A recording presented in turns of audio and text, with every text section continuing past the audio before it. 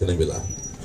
मैं बहुत खुश हूँ जिस तरीके से नौजवान बच्चे फुटबॉल खेल रहे थे जमीन पे, बिल्कुल पूरे ताकत से लड़ रहे थे, थोड़ी चोट है तो भी चिंता नहीं कर रहे थे। और वही चीज खेलों में सीखने से सीखा है, रुकना नहीं, जब तक आसमान को हाथ लगाते नहीं नीचे देखना नहीं। ये चीज आप खेल से सीखते हो, ये बहुत बहुत आपको मुबारक।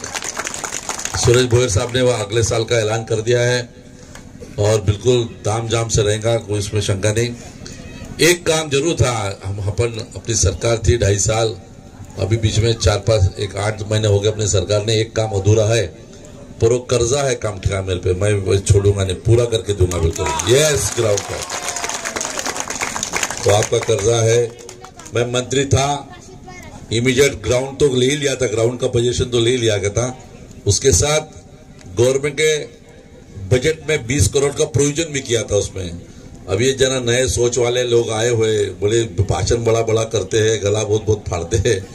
आपके अभी 5 साल मंत्री थे 2014 से 19 तक, तो कामठी के लिए कुछ हुआ तो नहीं, पर मैं जरूर करके जाऊंगा, क्योंकि मैं जब बोलता हूं तो करता हूं, सरकार रहे ना रहे वो पक्का है।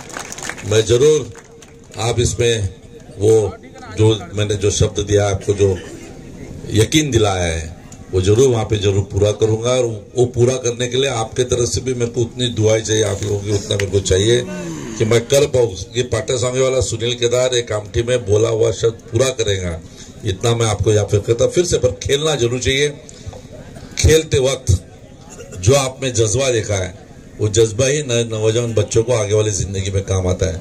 बहुत ज्यादा वक्त लेता है इरशाद भाई, काफी कुछ प्राइज आपने बना के रखे हैं बच्चों को देने के लिए।